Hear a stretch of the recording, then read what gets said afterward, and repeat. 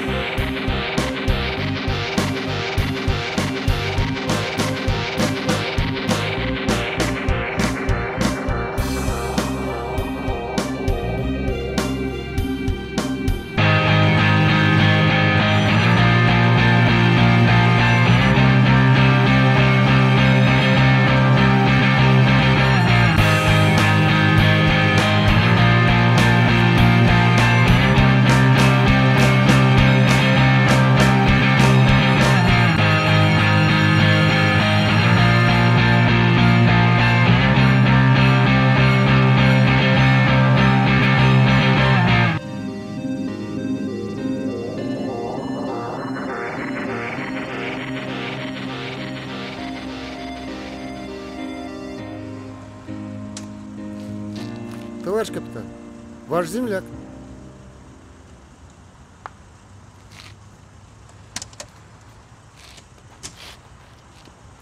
Живой? Да, вроде дышит. Понятно.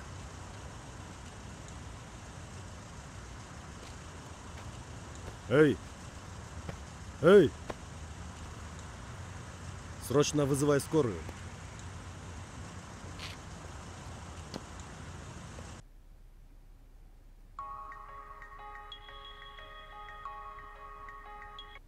Алло?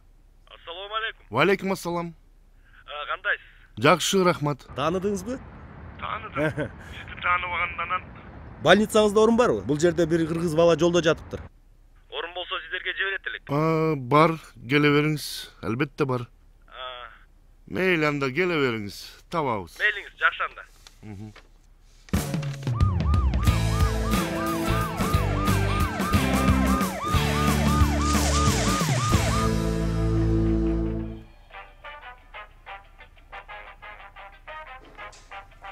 Саламатсыңарбы жигиттер? Кандайсыңар? Саламатсызбы? Кандайсыңар? Жакшы болуп калдыңарбы? Жакшы, рахмат. Жакшы болуп калдыңарбы дейм? Ооба. Кана көрөлүчү. Тамак ичпей жүрүп ашказаныңда эч нерсе жок турбайбы? Мынчалык эмне кыйналдың? Атам каза болгондон кийин 3 жылдан кийин апам турмушка чыккан. Ошондо жаңы мектепке барууга туура келген. Анан ошол мектептен Азат менен таанышкам.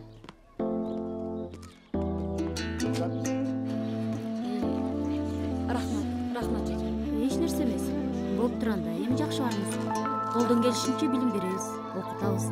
Жакшы барыңыз. Чоң рахмат эже. Жүрө кой. Жакшы барыңыз. Жакшы окугой.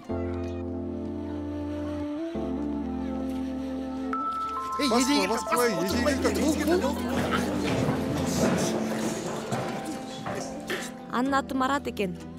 Атасы өлүп калыптыр, ал тыякташтан болот экен. Апасы жанагы биздин кою көп керимге тийиптир. Эми сабакка келбей эле керимдин көп коюн кайтарат турбайбы? Акмак десе. Эмне? Антип айтпа. Анын атасы деген чындык үчүн кылмышкерлерге каршы чыккан.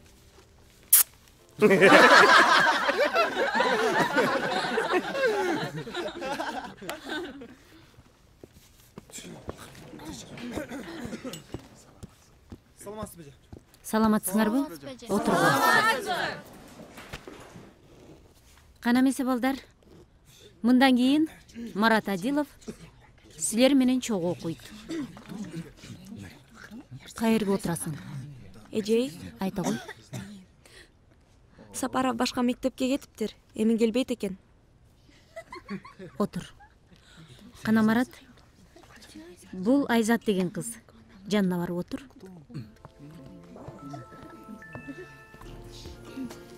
Бүгүнкү өтө турган темабыз бул жашоодо баарынан эмне кымбат?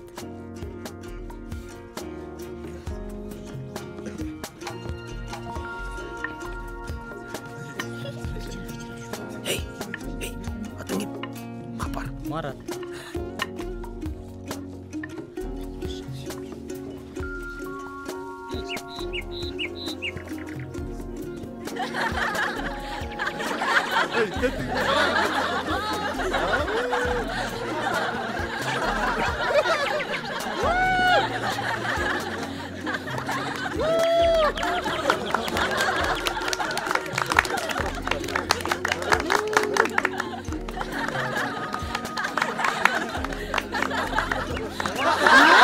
Kendini karavaysın. Tarbiyesi.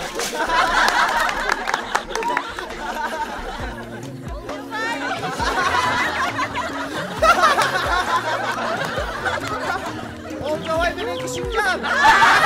Olcavay benim düşüncem.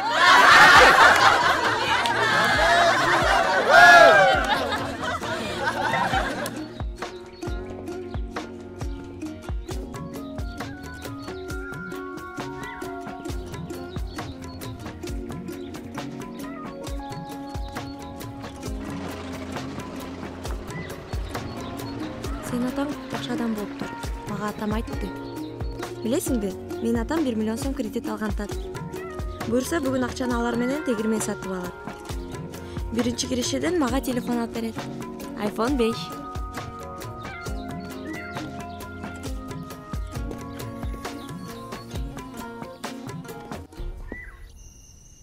Ay, beri karakatın. Men sana kança жол айтамын. Балаң, Атасы эмне болуп кетти? балаң окууну таштап туруп койбаксың. Эмнеге окубайт экен? Окуу эмне? Окуйт. Мен ушул баламды окутам деген. Бери кара. Мен сага айтып атам.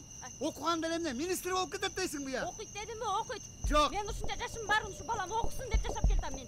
Жалгыз балам болсо. Силер, Эмнеге окутпайт экен мен? силер экөөңөр келип, менин мага жалтыраганың үчүн мен силерди багып алгам. Мен деле иштеп атам го. Эмне кылып иштеп атасың? Окубайт сенин балаң, койбаган. Окуйт. Несі? Кой бер. Басыңба. Кандай катысың? Экөөңөр теги кууп чыгамын. Силер эми унутуп калдыңарбы? Мен силерди багып атамын. Эмне дейсиң сага я? Мен силерди багып атам. Дедимби, окуйт. Саламатсыңарбы? Саламатсызбы? Отургула. Айзат келген жокпу? Эже, анын атасы 1 миллион сом алдырыптыр. Ошондон ал кат ооруп калыптыр. Жаман иш болуптур. Эже анын атасын партнерлор кидайт этип кетиптир. Инсульт болуптур. Инсульт болуп төшөгө жатып калыптыр. 1 миллион сомду Айзат өзү төлөйт экен. Аны сага ким айтты? Атам айтты. Кредиттен баары бир кутулуш керек экен. Айзаттын атасы орукчан болсо, апасы дагы орукчан болсо, бир туугандары жок болсо, ким төлөмөк эле Айзаттан башка? Болду. Кана эмесе сабакты баштайлык. Бүгүнкү өтө турган темабыз мен жашоого карызмынбы? Жазгыла. Мен жашоого карызмынбы?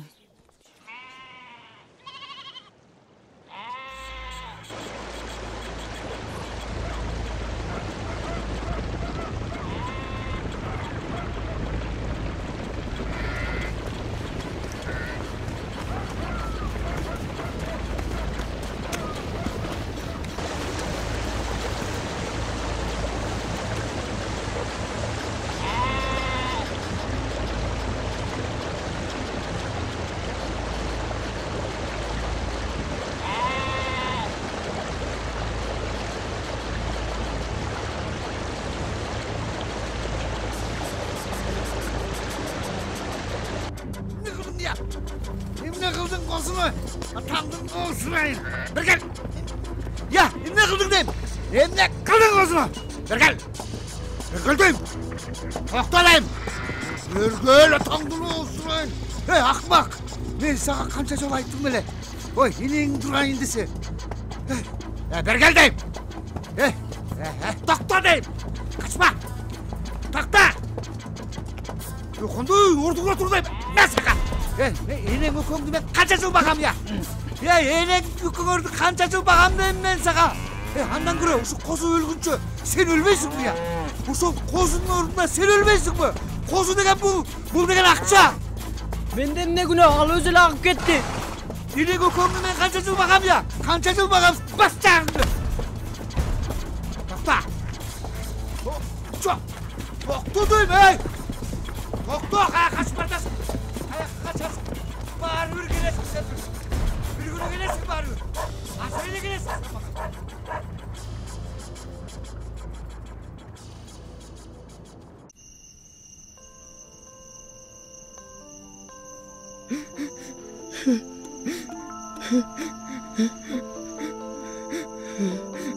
Ата, sen болсаң ушу кордукту көрбөйт элем го.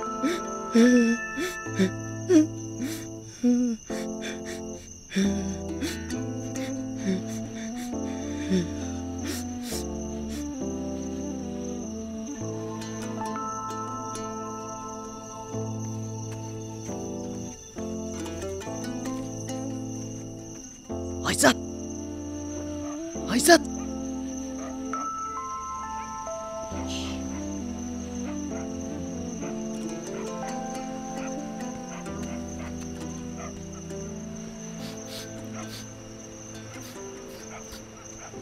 Маратым, не болду? Эч нерсе. Бетигим не болду? Эч нерсе болгон жок.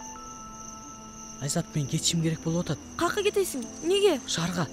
Айка барып эмне кыласың сен? Керек. Кетишим керек. Качан кеткен атасың сен? Азыр. Неге? Айка барып эмне кыласың сен? Үйдөгүлөр менен батыша албай. Кыскасы кетишим керек болуп атат. А менчи? Мен эмне болом? Бирок сен коркпо. Мен шаарга барып иштейм. Иштеп сенин акчаңды, карзыңды кайтарып бергенге аракет кылам. Кош бол. Марат. Марат. Марат.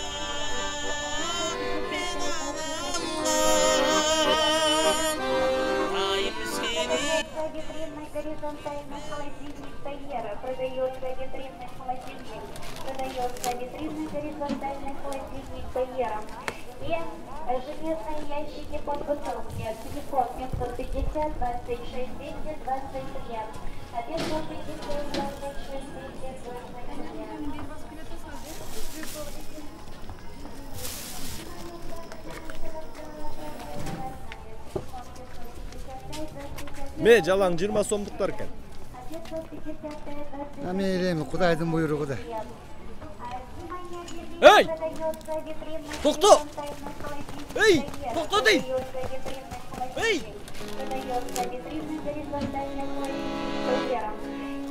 Ай чөткөн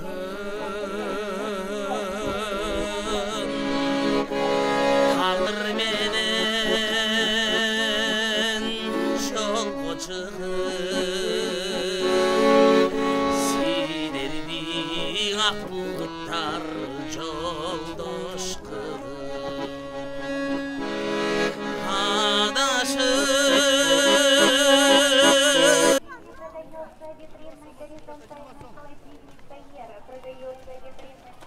Саламатсыңарбы? Саламатчылык. Кыякчан көзү сокур кишини көргөн жоксуңарбы? Жана жүргөн мояка кетти окшойт. Рахмат. Салам алейкум. Алейкум салам. Кыякчан көзү сокур кишини көргөн жоксуңарбы?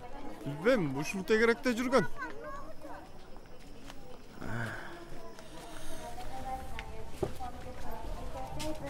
Балам, бул мен да убагында ишим абдан жакшы жүрүшүп, соодан аябай кылдым. Чөнтөктө акча көп. Ичкеним арак. Жүргөнүм кыз. Ошентип жүрүп бир сулууну сүйүп калдым. Үй жай калды. Анын боюна бүттү. Аялым менен ажыраштым. Тиги жаш кызды алдым. Жаш неме, аны кийем, муну кийем дейт экен. Айтканын алып берип жүрдүм. Акырында соода аксады. Чөнтөктө баягы көп акча деген жок. Кетти акчанын баары. Анан ошол себеп болдубу, же бир жаш жигит азгырдыбы? Айтор кийин баягы сулуу кыз мени таштап кетип калды. Салам алейкум. Алейкум ассалам. Кандайсыз? Кыяк тарткан сокур кишини көргөн жоксузбу? Жаңы өтүп кетти бияк. Бияка кетти? Ооба. Рахмат.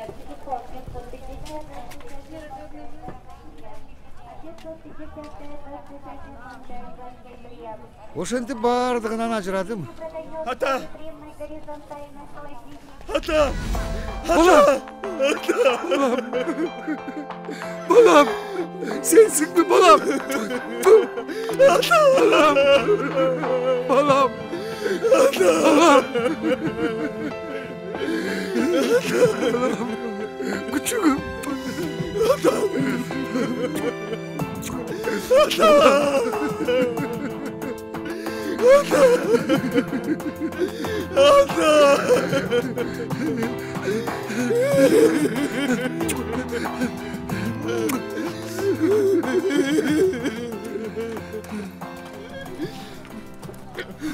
Ата, сіздің хабарыңызды жақында ғана ұқтым.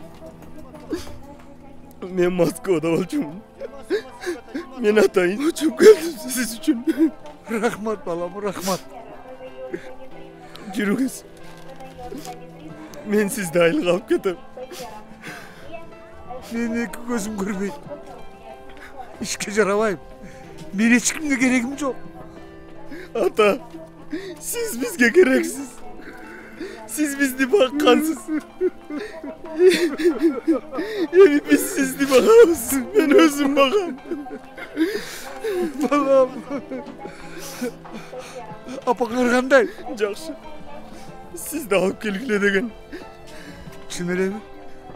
Şun öyle. Al sizni kütüp жүргөн. Baykuşum. Tırmakтай кезде тағышқан, тегірім қошқан тегім әлі. Ақмақмын.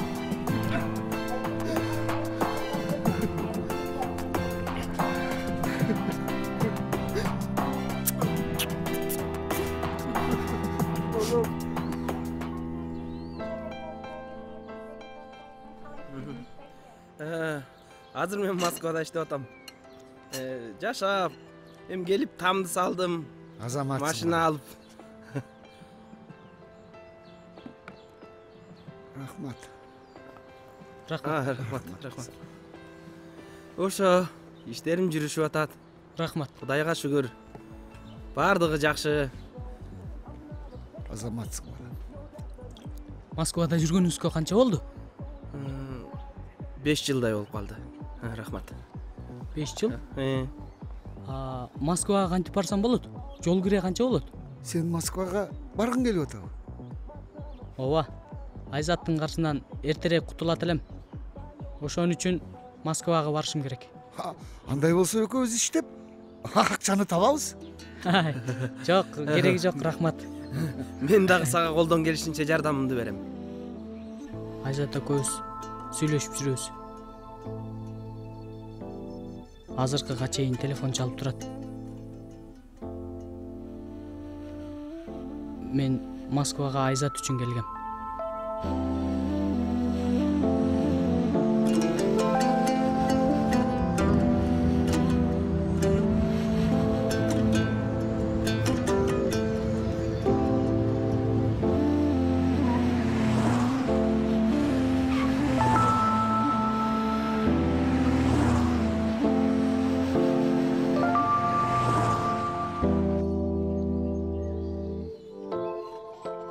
келсең.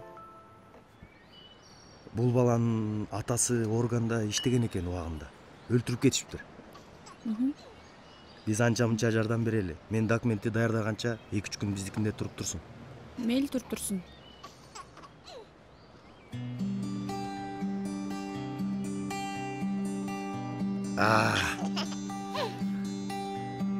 Улан, Адина, Индира. Байкеңердин аты Марат.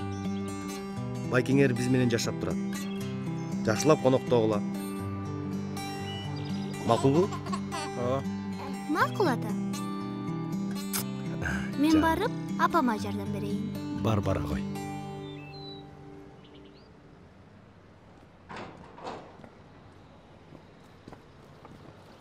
Так, кийингиле. Тигилериң кайда? Кеткен тияка. Кетиштиби? Ооба. Барып туруп Кремлдин тегерек четин шыпыргыла. Мен аз барып бирөөлөр менен жолугуп, миллиондорду алып келем.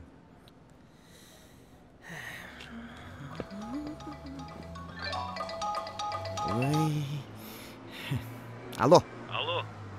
Таке кандай? Жакшы. Биякта бир кыргыз жердешибиз бар. Кыргызстандан болот. Жардам берип койчу. Хорошо. Мейли. Жумушка орноштуруп, жайгаштырып кой. Шапка, мапка деген укпайын. Түшүндүңбү? Сиз айтсаңыз табабыз да. Ой, энең дурайың мен, блин. $500 шабашкадан айрылдым, блин. Мейлем, башка жактан чыгарып алам. Эй, токто. Өлүп баратасың. Чогуу барабыз.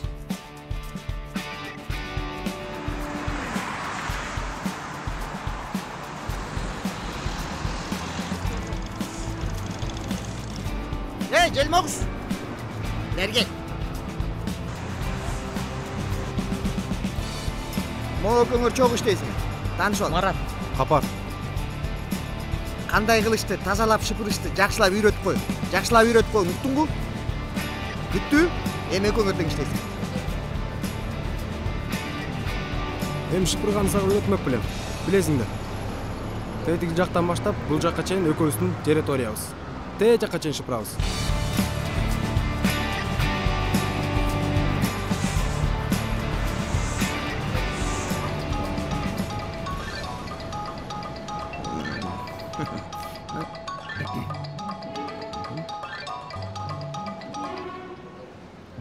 Алло. Алло жаным, кандайсың? Оу, жазикам менин, жөжөм менин. Эмнегедир кечээ кечинде телефонуңуз өчүп болду го? Важный проблемалар менен, важный персоналар менен жолугуп жүрөм. Кремльде. Кол бошобойт. Андай болсо качан жолугушабыз жаным? Бошогондо эле өзүм чалам сага. Качан? Бүгүнбү? Бүгүн бошосом бүгүн чалам. Эртең бошосом эртең чалам. Чалам зато. Макул жаным, көрүшкөнчө. Күт, чалам. Жди меня, жди, и я вернусь. Сен менин кара жанымсың го.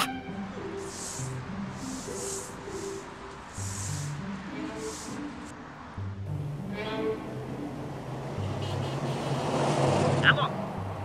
Алло. Кандайсың жаным? Кандайсыз, байке? Оу, Айка. Көрүнбөй кеттиңиз го? Жүрөм. Важный персоналар менен, важный жумуштар менен жүрөм. Сиздин бир айылдашыңызга жолуктум. Кайсы айылдашма жолуктун? Сиз Кремльде иштебей эле жөнөкөй дворник турбайсызбы? Зато Кремльдин астында иштеп жатам да. Я. Мына могу Кремльдин үстүндө турам. Мосттун үстүндө турам. Сиз үйлөнгөн жокмун деп эдиңиз беле? Бир эмес 2 жолу үйлөнүп турсуз. Эми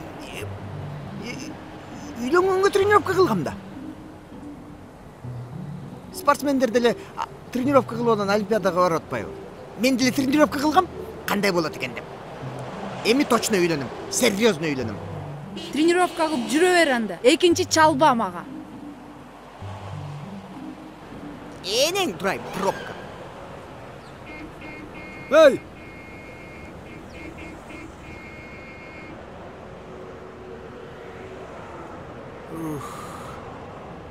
Кел отур.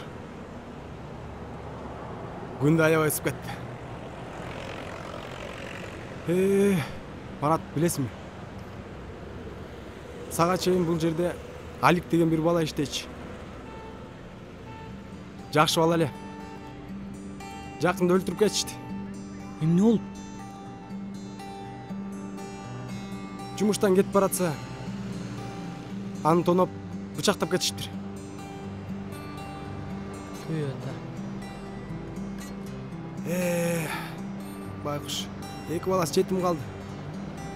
Биякта иштеп, дискотекаларга барбай, ойнобой, акчасын баарын үйгө жөнөтчү эле.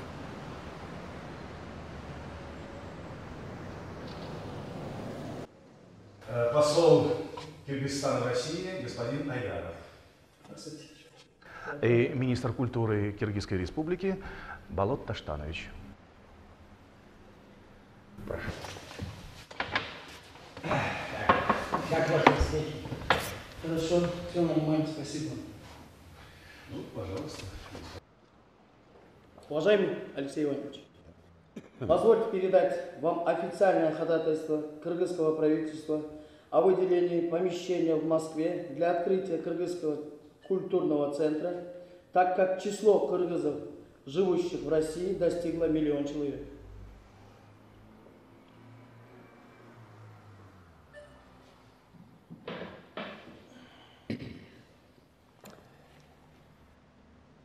Правительство Российской Федерации будет проинформировано.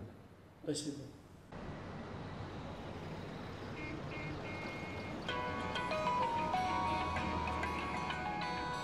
Айзат чалып атат. Алло, Айзат. Кандайсың, Марат? Жакшы жүрөбүз. Өзүң кандайсың? Жакшы. Марат, иштеп атасыңбы? Иштеп атам, ооба. Үйдөгүлөр кандай? Жакшы. Каякта иштеп атасың? Кремльде. Ким болуп? Россия Федерациясынын президентинин жардамчысы болуп. Жинди десе. Тамаша. Айзат. Качан келесиң? Билбейм. Бул жакта биринчи зарплатым пропискама жумушка киргенге кетти. Кудайым буйруп калса, эмки айдан баштап сага акча сала баштайм. Өзүңдү жакшы кара. Ладно, давай, пока. Жолборс, мен сүйлөштүм. Марат менен.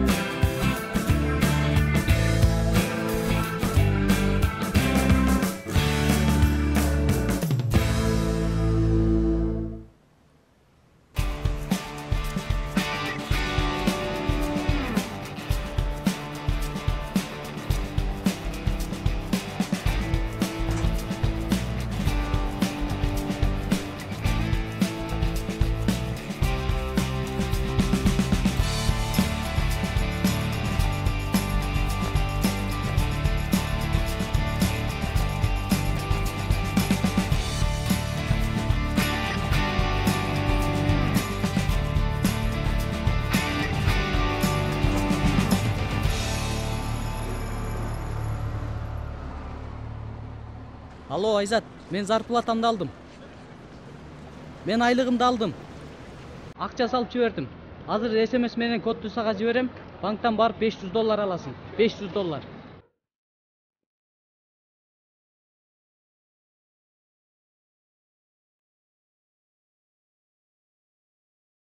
О, дос, орун кут болсун. Рахмат, братан. Иштериң кандай жүрүп атат? Акырындан жүрөбүз. Өзүң кандай?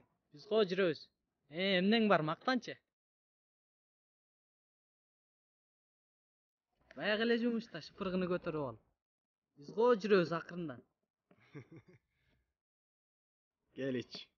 О, рахмат. Нурик, тиги бала сага ким болот? Чогуу иштегенбиз. Качантан бери таанышсыңар? Көп болуп калды. Доссуңарбы? Жакын досум.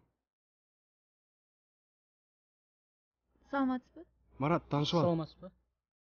Гуля, Марат, кубанычтамын. мен дагы.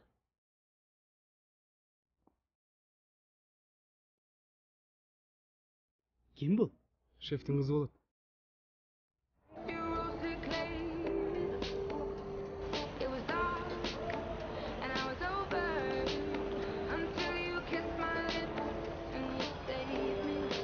Гуля, Марат келишимдүү, келбеттүү бала экен. Адамгерчиликтүү дагы, жылдыздуу, элдин баарына жакты. Мындай жигиттер чанда жолугат. Абдан жакшы бала экен. Мага да жакты. Эми атасы жок. Кедей. Бул убактылуу жокчулук. Өзү аракетчил, баш иштеген бала экен. Муну бутуна тургузуп, көтөрүп алса болот. Ушул баланы карма. Мен өзүм чечем эмне кылышты. Мындай жигит дефицит. Силер болсо атасы бар. Крутой жигиттерди каалайсыңар. Андай жигиттер атасы эмне десе ошону кылып, сөзүнөн чыкпайт. Акчанын да баркын билишпейт. Амараттай аракетчил жигиттер бактылуу болушат. Эже, сиз эмне деп атасыз? Мен түшүнбөй атам. Соп-сонун түшүндүм. Мен байкап жүрөм, Гуля. Азыркы учурда сен аны көзүңдүн кыйыгы менен карап жүрөсүң. Сен аны аяйсыңбы? Мен сага жардам берейинби? Кантип? Сүйгөн кызычы?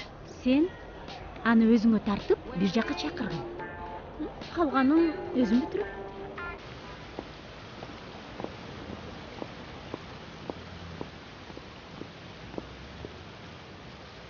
Жүр тияка баралы.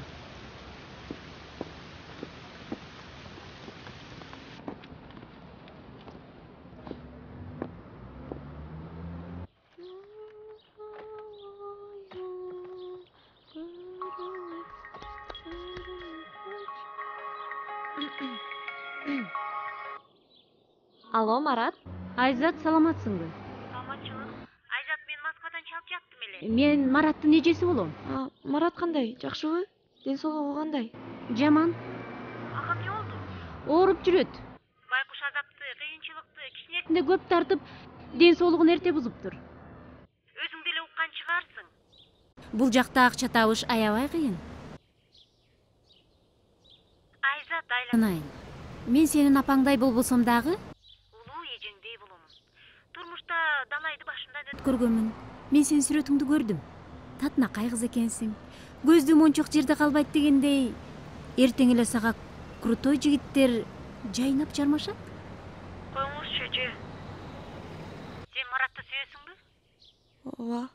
Андай болсо, катуу тийсе кечирип кой. Так что иймейген байкуш жетимди кыйнабастан сен анын бул жакта тарткан азап тозогун көрбөйсүң, билбейсиң. Ошон үчүн түшүнбөй жатасың. Сен мындай кыл, Айзат. Номериңди өзгөрткүнүң дагы Байланышка чыкпагының. Түшүндүңбү? Мейли анда, жакшы кал.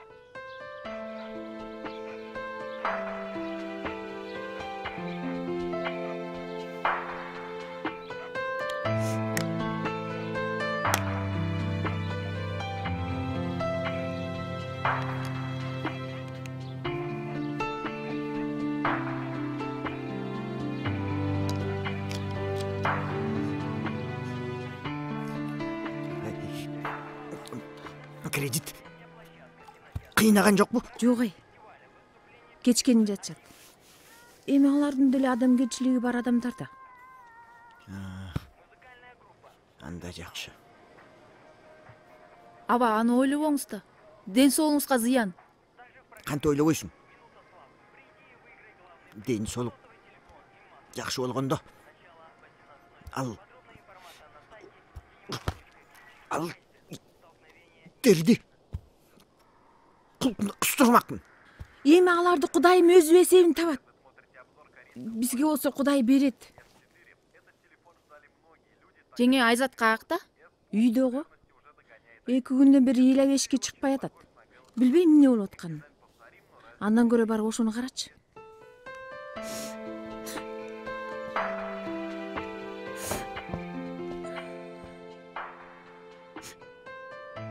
Эй, эмне? Ой, эмне болду сага? Эч нерсе болгон жок. Бер келчи.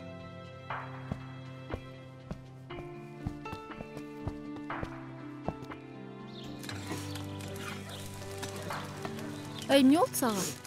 Эч нерсе Эмне акча жөнүндө ойлоп атасың дагы эле? жок. Ой, эмне жардам керек эле? Жардам беребиз да. Эмне болду? Жардам бере албайсыз. Ой, эмне болгон жардам экен ал? Москвадан кайдагы бир аял чалды. Мараттын эжесимин деп. Чалба башка Маратка дейт. Ал өзү араң жүрөт. Байланышпа, номериңди алмаштыр дейт мага. Рас эле болгон турбайбы? Ошол. Мараттың эчтеке деле кылбайт болчу. Анда иштин баарын башкача кылабыз азыр. Аз чалайынчы.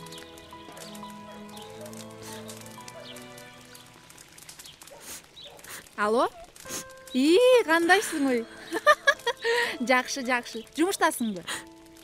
1-2 саатка чай ичкенге келип калбайсыңбы? Чай ичип кетпейсиңби үйдөн келип?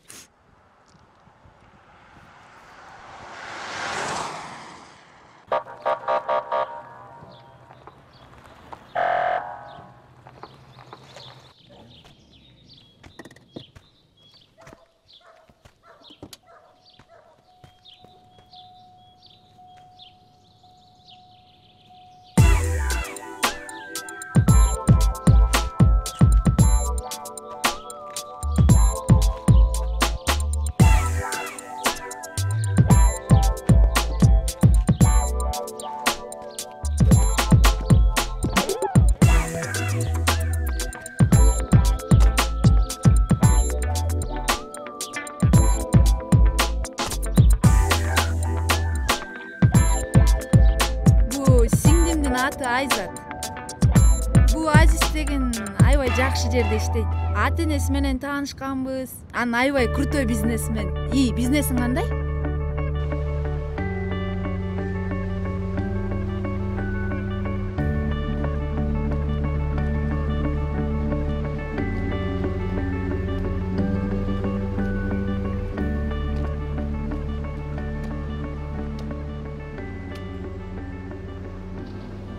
Марат, сен али жашсың. Далай кызды сүйөсүң. Сен Айзатты сүйбөйсүң деле. Ал тоок сүйүү, үйлөнгөнгө тренировка болуп атат. Чыныгы сүйүү алдыда. Мен сени түшүнбөй атам, эмне деп атасың? Тиги Гуля, жакшы кыз го. Ошо менен сүйлөшө албайсың. Атасы апасынан өкөтөн бутуна турушкан Москвада. Ага үйлөнүп алсаң, сен жыргайсың. Гуля жакшы кыз. Бирок мен Айзатты сүйөм. Түшүнсөң, Марат.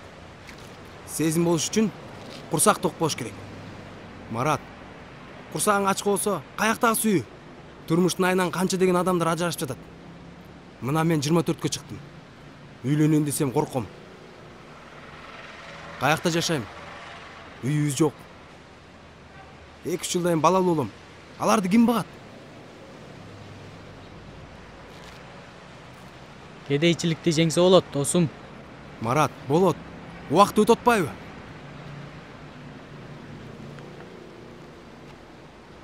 Гуля сен эмне күтүп жүрө бермек беле?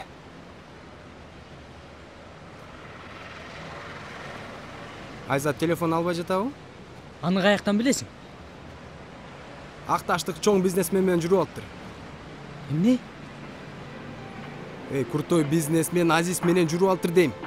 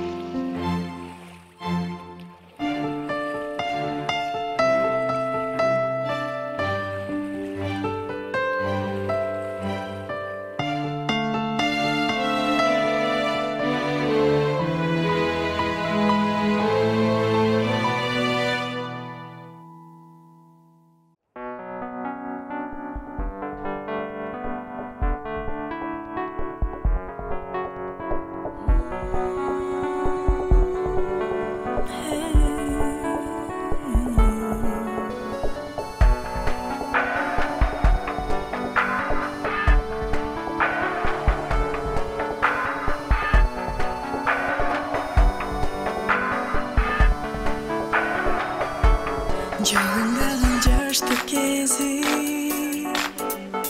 жалбырттаган сезим, булуттарды минип алып, көктө сызып өзүм, көзлөрүңдөн күлкү төгүп,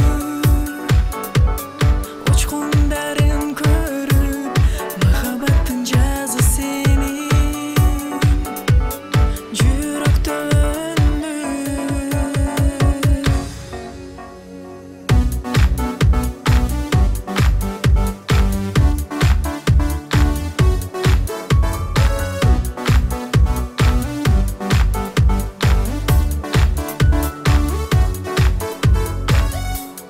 жалындаган жаштык кези, жалбырттаган сезим, булуттарды минип алып, көктө сызып өзүм, көзлөрүңдөн күлкү төгүп, учкундарын көрүп, махабаттын жазы сенин жүрөктө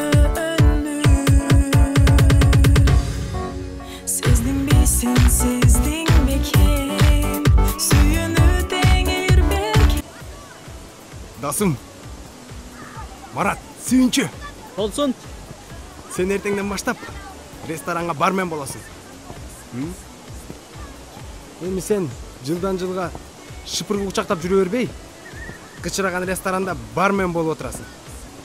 Айлыгың $2000. Жатаканаң, тамак ашың бекер болот. Койчу. Чын, сага Кудай берди. Рахмат, брата, рахмат.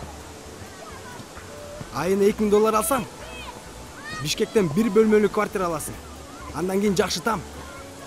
Өзүң каалаган машина алсаң болот жарым жылдан кийин. Анан дагы Айзаттын калган акчасын 5 айда бүтүрүп салат турбаймынбы, туурабы? Келеси о. Аны Азиз өзү төлөйт. Сен аны ойлонуп эмне аласың? Сени ресторанга жумушка киргизген Гулянын ата-энеси болуп жатат. Сени жактырып калыштыр. Гуля эмне? Айзаттан кем кызбы? Гуля керек болсо, сулуу десең сулуу. Акылдуу десең акылдуу. Атасын менен апасын дүйнөсүнө көппөй. Анын ордуна башка кыз болгондо тамеки чегип, винодон жутуп, дискотекадан чыкмак эмес. Марат, ырыскың теппе. Эртең менен саат 9-да Келкели ресторанына келип кал. Уктуңбу? Уктум. Уктуңбу де? Уктум. Макул болсоң, тый тактабайсыңбы Айзат деп? Миллионер болосуң. Аялың керек болсо, Айзаттың анда сулуу болот. Сүйлөштүкпү? Сүйлөштүк. Анда эртең менен саат 9-да. Мен бүгүн шефиңе чалам. Саат 8-де шыпыргын тапшырып, ресторанга кел. Сүйлөштүкпү? Сүйлөштүк.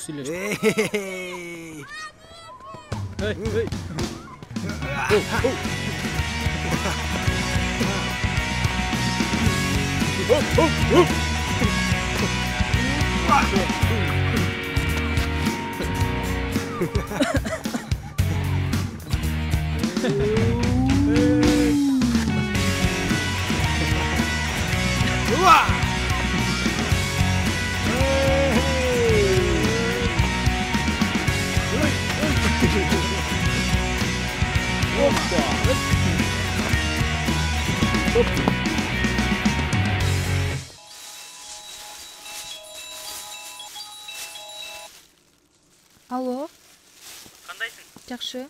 Айзат эмнеге албайт атат телефонун? Ошо мен да газетка бараткам. Билип туруп мага чалып койчу. Аха, макул.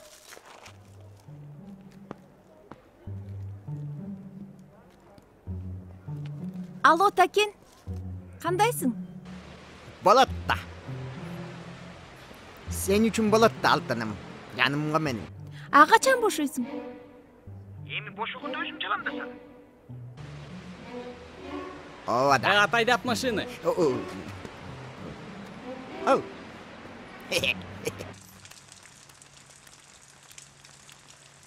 Болбойсуң Марат.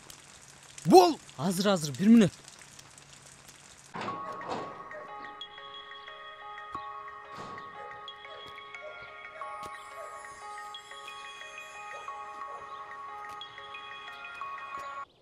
Алло, Эмне албай аттың, Айзат?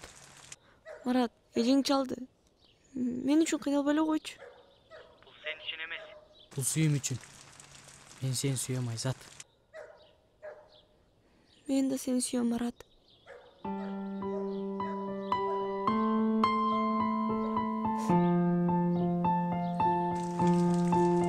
Мен иштебейм. Марат. Гүлач.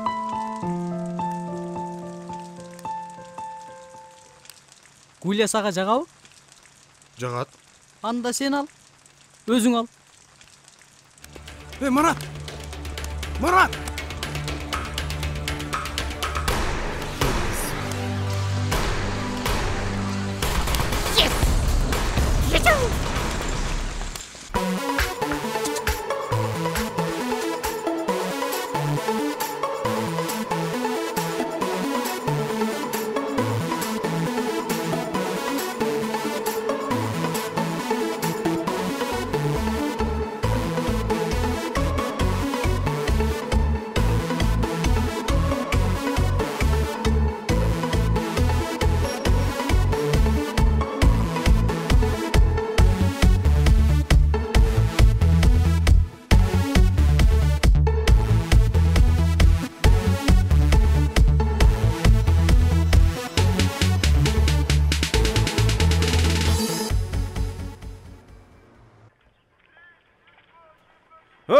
Ой, кошуна. Барсыңбы? Баратам байке, баратам. Кандай? Жакшысыңбы? Жакшысыз байке. Уюң бошонуп кеткен экен, эшикке байлап койдум. Ошону айтып коеюн деп эле келдим. Рахмат. Карабай калган турбаймынбы? Келин, анос дейиңиз. Келиңиз. Такен чалып атабы? Москвадан. Чалып атат байке. Жакшы. Рахмат. Эми сен кичине күтүп тургунуң. Чыдасаң келип калат. Мен де салам айтып коеюн. Жакшы барыңыз байке.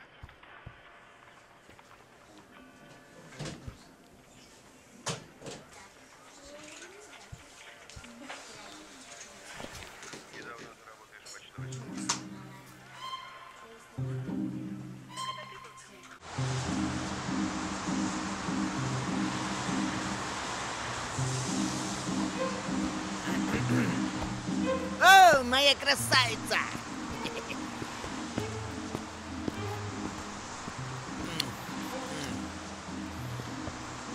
На цветы. А почему тебя вчера дома не было, а? А ты что, звонил? Ну я же работаю. Я тебе звонил, домой приходил, тебя дома не было. Ты на мобильный звони. Почему ты сам мне не звонишь? Я тоже, между прочим, работаю. Между прочим, я работаю в Кремле. Ты же работал в другом месте. Я поменял свою работу. Сестра звонит. Кто тебе звонит? Сестра. Алло. Алло, кандайсың? Жакшысыңбы? Да. Өлүп баратасың. Эмне кыласың? Эмне болуп атасың? Иштеп жүрөм. Качан акча саласың? Айлыгымды алган жокмун. Алсам эле салам. Ой, кызыксың го? Эмне балдарды эмне мен багам? Аба менен багайынбы? Твоя сестра так кричит на тебя, у тебя проблемы? Да, жена что-то нервничает. Жена? У тебя жена есть? Эй, подожди, это не моя жена, это жена соседа. Куаныч, да, это Аскар, ой. Эшеген эшекпесе, жоголчу. Эй, Чамбамбино. Блин. Эй, пробка номер 2.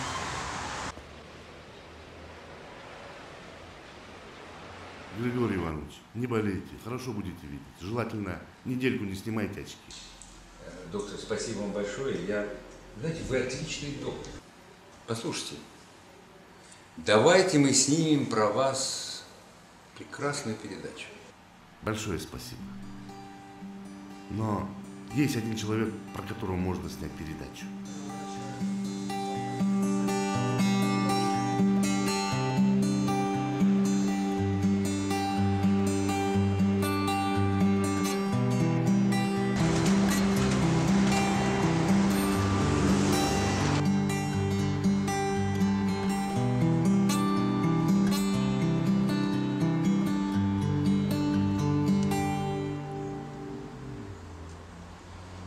Дорогие телезрители, мы продолжаем нашу передачу «Дружба народов».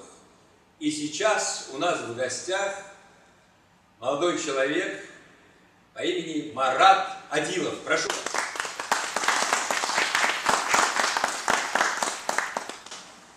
Скажите, пожалуйста, откуда вы приехали?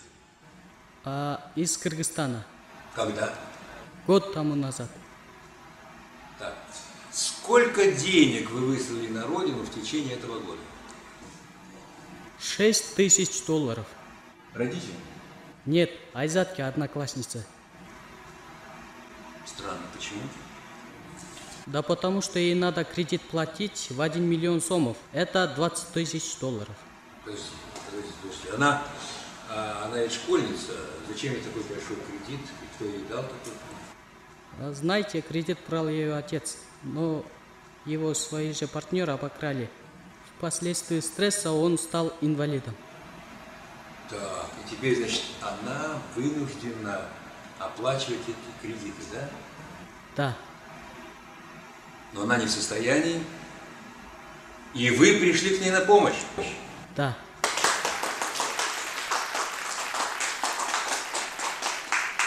Бросили школу?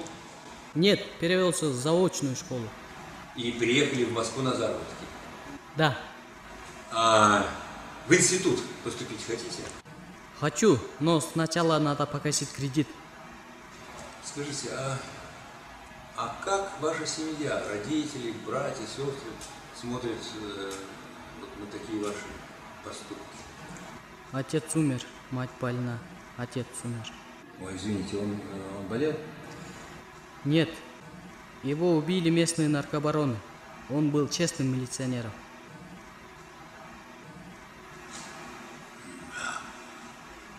Печально. Значит, вашего отца убили, отца вашей одноклассницы, можно сказать, ограбили мошенники, и в результате он стал инвалидом. Выходит, что в вашей стране правят беззаконие и несправедливость. К сожалению, выходит так. А вы бы хотели бороться с этой несправедливостью? Да, и как только погашу кредит, я поступлю на юридический факультет МГУ. Вот видите, друзья, вот это настоящая любовь. Вот так любят молодые люди из Кыргызстана. Браво, браво, браво. Ради любви они готовы пожертвовать абсолютно всем. В конце нашей передачи я хочу обратиться к бизнесменам и вообще ко всем добрым людям. Давайте поможем этому молодому человеку расплатиться с кредитами, поступить в институт и как можно скорее начать бороться с несправедливостью и беззаконием. Всего доброго, до свидания, до новых встреч!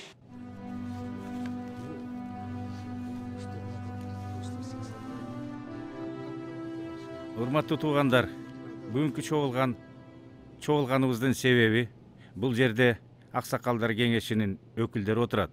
Москвада иштеген коомдук уюмдарынын жетекчилери, кыргыздын диаспоранын активисттери отурат. Негизги бүгүнкү талкуулай турган маселе биздин кыргыз жигитибиз жөнүндө. ОРТ каналынан абдан маңыздуу, абдан жүрөктө өтө турган тема боюнча көрсөтмө болгон. Ошол программанын катышуучусу биздин арабызда, биздин инибиз Адилов Маратбек. Таанышып коюңуздар.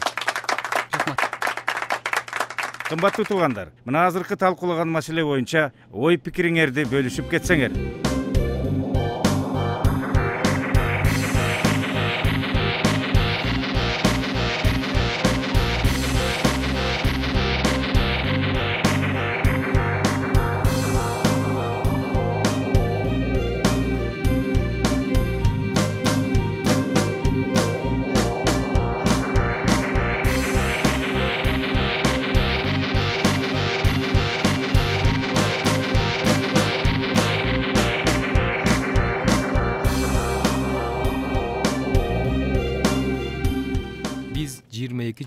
эми эгемендүүлүк болуп 22 жылда биздин ошол муун тарбия көрбөй калды.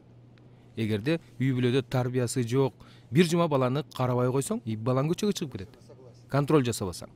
А бизде 22 жыл идеология деген, баягы тарбия деген жок. Бул илимди мен мына интернеттен көрдүм.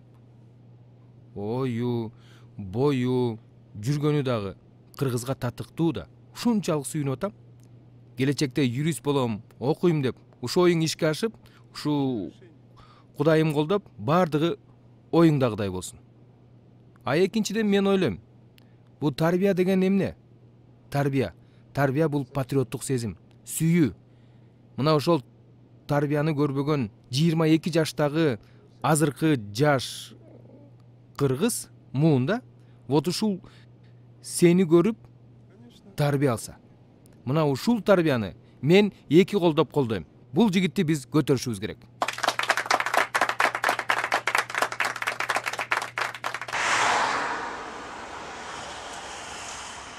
Всего 20 лет назад в Москве проживало 1500 кыргызов, а на сегодняшний день уже проживает около 1 миллиона.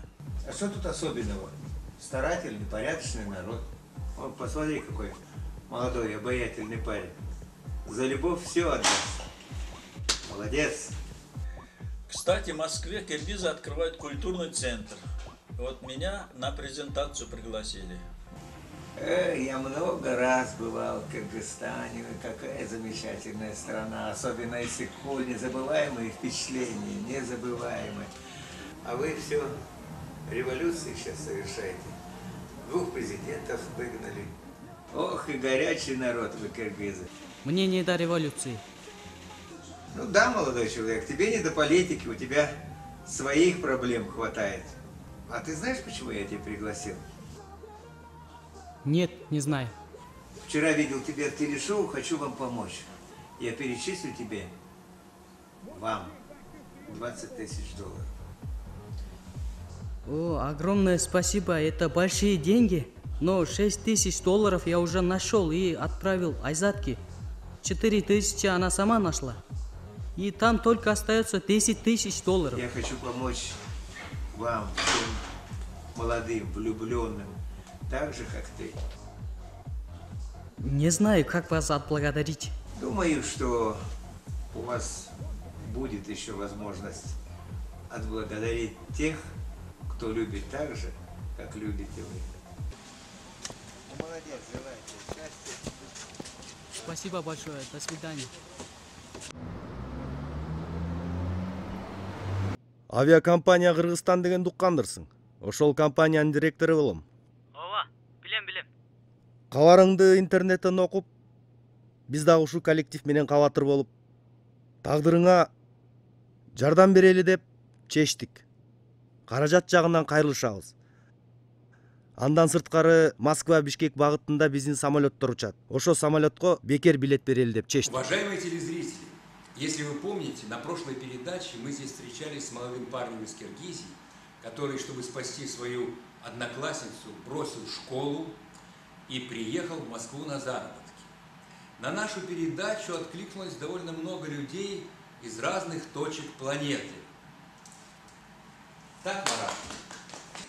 Действительно. И что это за люди и откуда?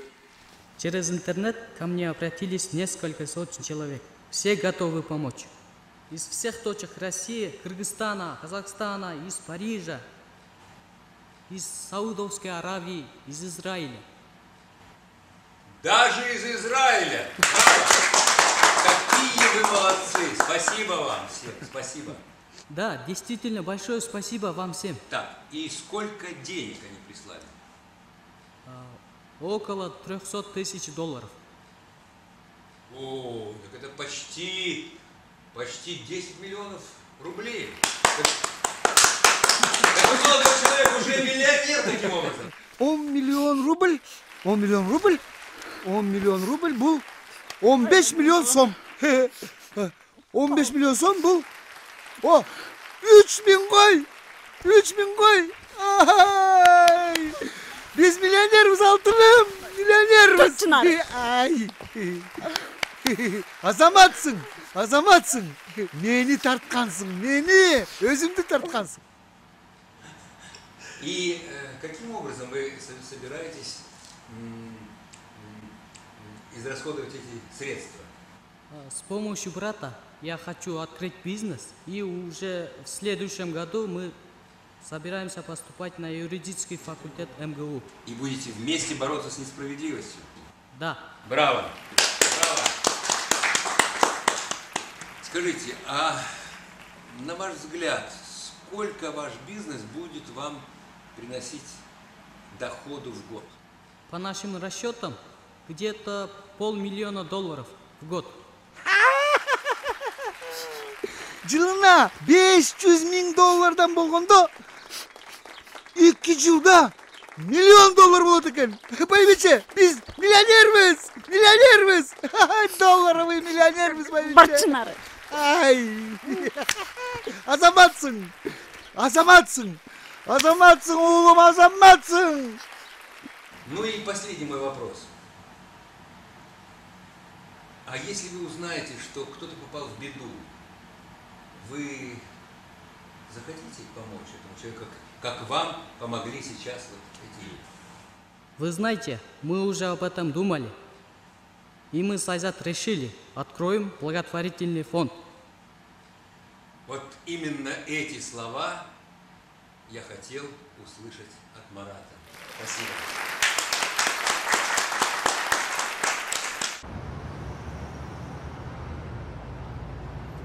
В честь открытия Кыргызского культурного центра в Кыргызстане, в Москве, разрешите выразить благодарность правительству Российской Федерации от имени кыргызского народа и лично вам, Алексей Иванович. Большое спасибо. Поздравляю. Спасибо. А у нас минута отдыха. Дорогие друзья, в Бишкеке давно существует культурный центр России.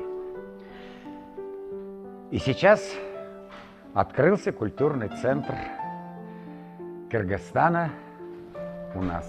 Чтобы эти два культурных центра, как два цветка, расцветали на клумбе наших дружеских отношений.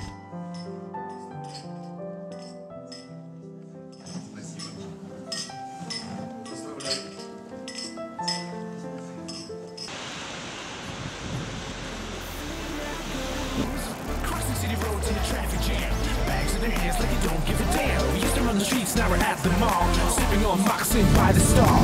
See me drinking town on the boulevard, laughing at the passing boys acting hard. Coming right up to a club near you, short skirts, tight jeans, without a clue. Y'all knew back these girls look so pretty because they come from Bishkek City. Bishkek, love ya, you got my back, I got you. Bishkek, my world, be with you until I'm old. Bishkek, my town, perfect places all around. Bishkek, I'm yours, ain't no city can come close. 1, 2, go. The beauty of the virgin man. You're my lady, I'm your man. Take a stroll down the avenues. Gorgeous panoramic views. Everything I know I'll learn from you. Урматтуу президент, бул материалды окуп көрсөңүз.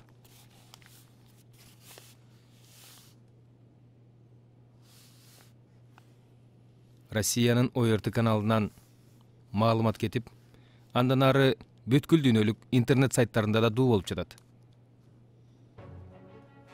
Демек, Кыргызстандын адамдары экономикалык кыйынчылыктан эмес, коомдо адилетсиздик жоктугунан, мыйзам сакталбаганынан улам кетип жатат экен да. Бүт дүйнөгө жаманаттуу болуп турбуз да. Сагын Асылович, бул деген эми кичинекей эле окуя да. Кичинекей эле окуя эмес. Адилетсиздиктин кичине чоңу болбойт. Бул жерде адилетсиздик, мыйзам иштебеген маселе көтөрүлүп, бүт дүйнөгө тарап жатпайбы? Кыргызстан ааламга шерменде болуп жатпайбы? Силер ушинтип кичинекей маселе деп Кыргызстандын имиджин дүйнөгө түшүрүп жатпайсыңарбы? Давайте, жакшылап изилдегиле. Баланын атасын өлтүргөндөрдү, кыздын атасын тоногондорду тапкыла, камагыла, акчасын төлөткүлө. Анан тиги Москвадагы баланы таап, эл аралык массалык маалыматтар аркылуу кайрадан положительный материал даярдагыла. Жарайт, урматтуу президент.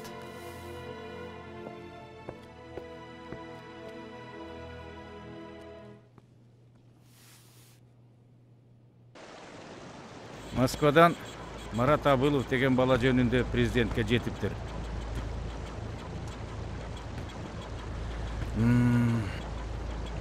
Абалоор, сиз тез арада өлкөдөн чыгып кетиңиз.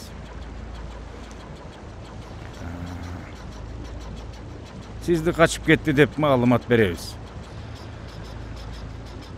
Баланын көзүн тазалаш керек го дейм. Болбойт. Анда иш оорлоп кетет. Анда эмне кылыш керек? Акча берелиби? Кайнатасынын акчасын, атасынын кунун. Өзүңөр билгиле.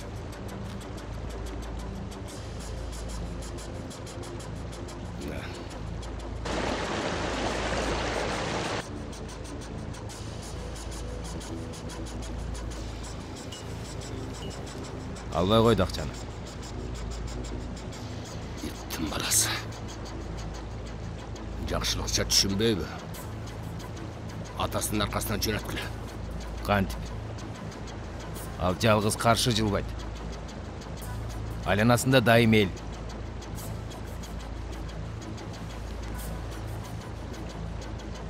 Ташбекти мага таап бергиле. Жарайт.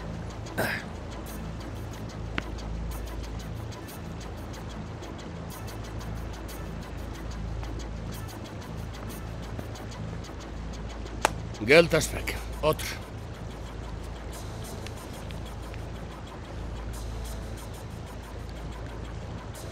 Emni okuya olup жатканымды уккандырсың? Уктум. Уксаң жакшы. Анын эң биринчи душманы сенсиң. Мен ага баарын айтып берем. Эмне деп? Алдап кетти деп. Ошентсең эле атасынын куну үчүн сени кечирип коюшабы? Силер акмаксыңар. Мени мас кылып, аялым менен жүрөт деп ачууга оолуктуруп, анан колумду канга булгап, ошондон бери уктай албай жүрөм. Сени эми бир отолуктатышат. Же Марат, же сенин колуңданбы? Өлтүр. Эгерде сен мени өлтүрө турган болсоң, анда өлтүр. Senin ömrün eç derse arzubaydı. Senin günün büttü. Senin ömrün çıpuğa.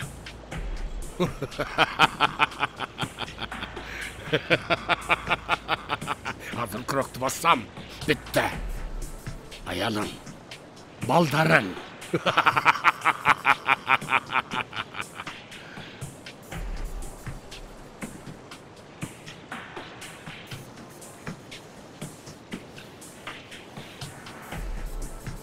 Yaxşılab aylan.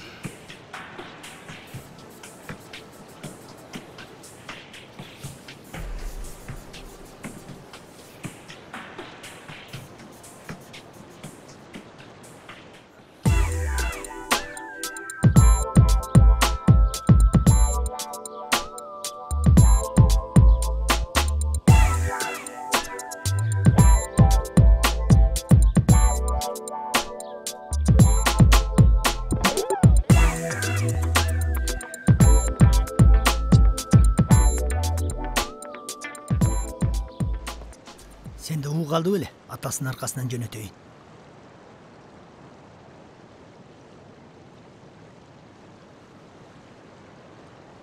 Ben daярдап койгом. Al.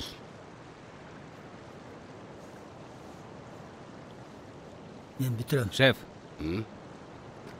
Sizge.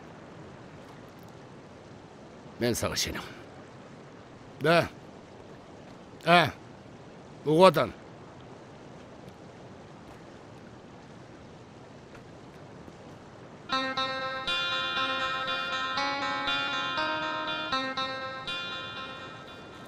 Meylende.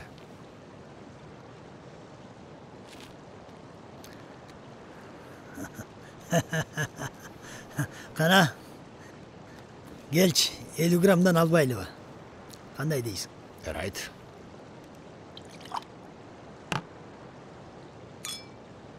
Кана, аппагалыбый. Азаматсың.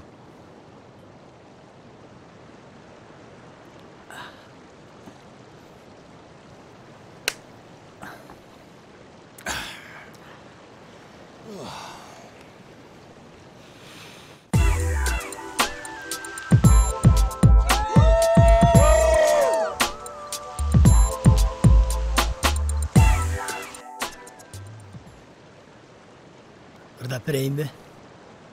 Ырда. Москвада жүргөн кээ бир жигиттер ушинтип ырдайт экен. Сагынганда бир келерсиң, саргайганда бир келерсиң, ала тоону көргөнү. Бирок билесиңби? Кээ бирөөлөр ала тоону көрбөй дагы, келбей да калган. Бул эмне деген?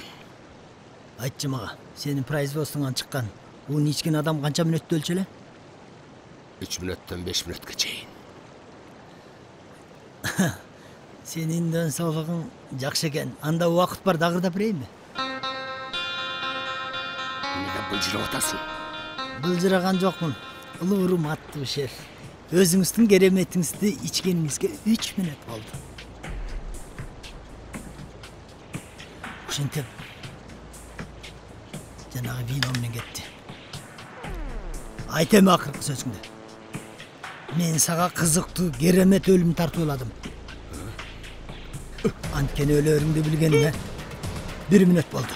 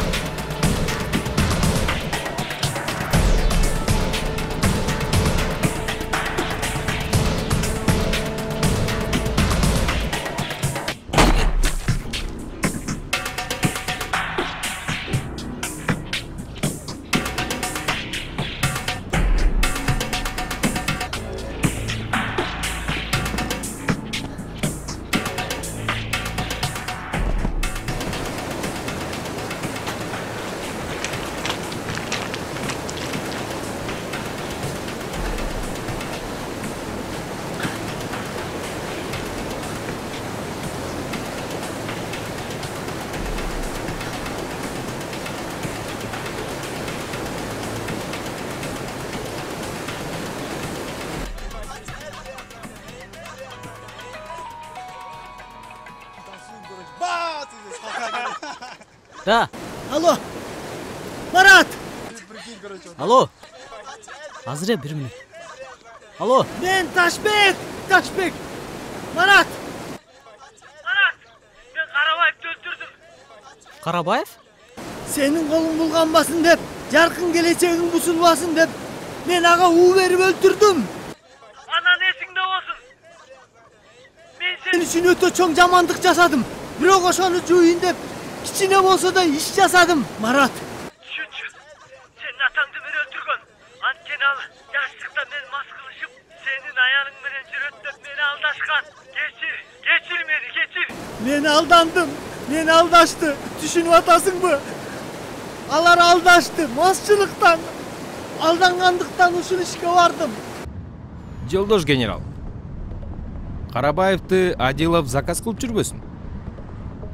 Жаш болгону менен анын акчасы көп да.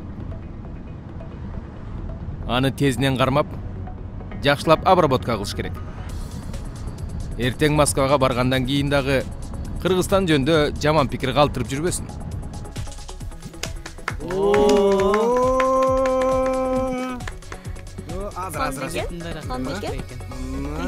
Гражданин Адилов. Ооба, мен. Лейтенант Токтогожоев. Жүрүңүз биз менен. Кайка? Эмне болду? Эмне болду? Ары турчу. Кайка алып бартасың? Байке, эмне болду? 1 сааттан кийин келет. Байке, каяктагы 1 саат? Марат, булар эмнеге келди? Байке, бизди үйлөнүп той. Буларга деген ишенич жок. Камап салышы мүмкүн. мага баягыда жаштар движениясынын лидерлери чалганда.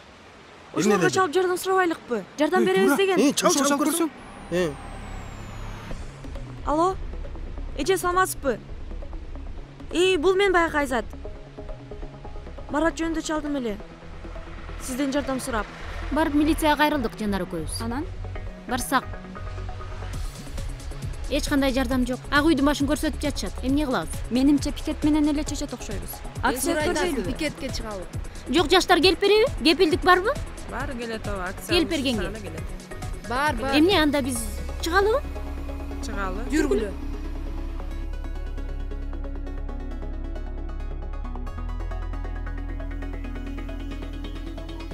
Эмне болду? Досторуңарга чалдыңарбы? Баары менен байланыштыңарбы? Ай, биз мына ак үйдүн алдында турабыз. Адилов Маратты камап койгон турбайбы? Ооба, жаштар чогулуп атабыз. Келгиле, баарыңар келгиле. Байланыштыңарбы? Ооба, сөз байланыштык. Ал жактан бардык информацияларды бермей болушту бизге. Марат Адилов Россиянын гражданини. Посольствого баш керек. ОРТге да телефон чалыш керек. А плакаттар кана? Даярбы? Таптаяр. Эмне деп жаздыңар? Сүйүү керек. Сүйүү керек. Саясатты сүйүүгө аралаштырбагыла дедик.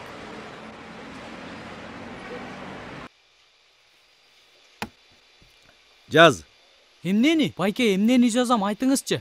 Түшүнүк кат жазып бер мага. Мен Москвада болчумун, жаңы эле келдим. Эмне менен жүрдүң, кайдан келдиң? Жазчы, башта урутпачы. Жаз.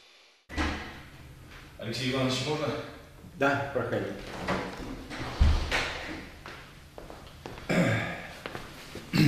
Алексей Иванович, тут одно такое интересное событие. Молодой кыргызский парень, гастарбайтер, работает дворником в Москве. Его отца давно убили бандиты, отца его одноклассницы мошенники обокрали на 20 тысяч долларов. Ну и парень, чтобы выручить свою девушку, уезжает на заработки в Москву. Его приглашают журналисты с телеканала ОРТ. Ему поступает помощь из разных стран, в том числе из разных уголков России. Ну и молодой парень, окрыленный, уезжает к себе на родину в Кыргызстан. Расплачивается с кредитами, собирается жениться, и тут его закрывают, сажают в тюрьму. И за что? Подозрение в убийстве. Потому что в это самое время бандиты убивают главаря банды, которые убили когда-то отца этого молодого парня. А при чем тут молодой парень? В этом весь и вопрос, Алексей Иванович. Вот сейчас перед Белым домом Кыргызстана в Бишкеке проходит митинг в защиту молодежи, то есть в защиту влюбленных. Девушка стоит на пикете в свадебном платье, а парень-то в тюрьме. Жаль. Об этом сейчас многие СМИ России острые репортажи транслируют. Все дело в том, что этот парень является гражданином России. Да. Гражданином России. А что нового в отношениях России с Кыргызстаном? Парламент ратифицирует договор о военной базе. Да, я в курсе.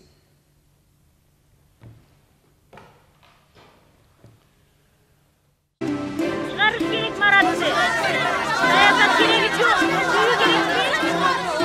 Сүйүүнү саясатка аралаштырбаш керек. Туурабы? Маратты чыгаргыла. Алло?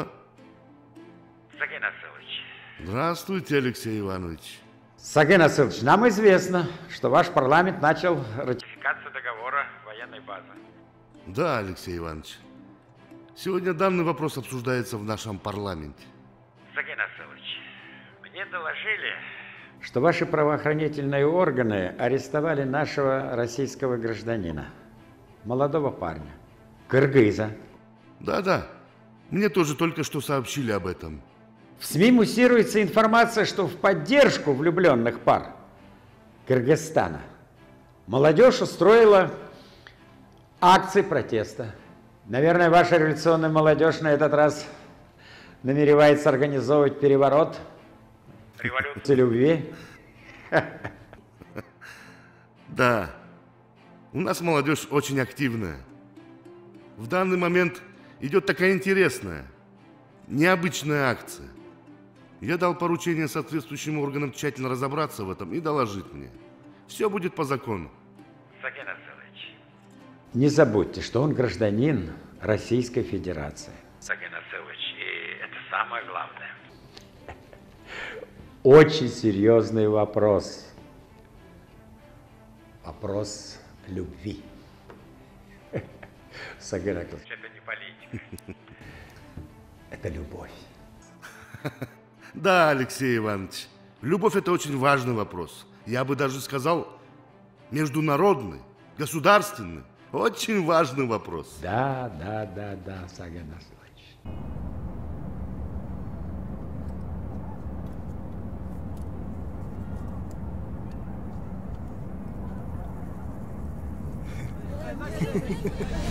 Ал,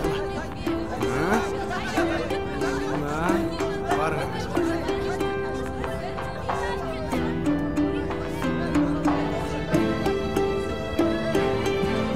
Жақсы қалыңыз. Жақсы бар. Болды, тұрмай Жолың болсын.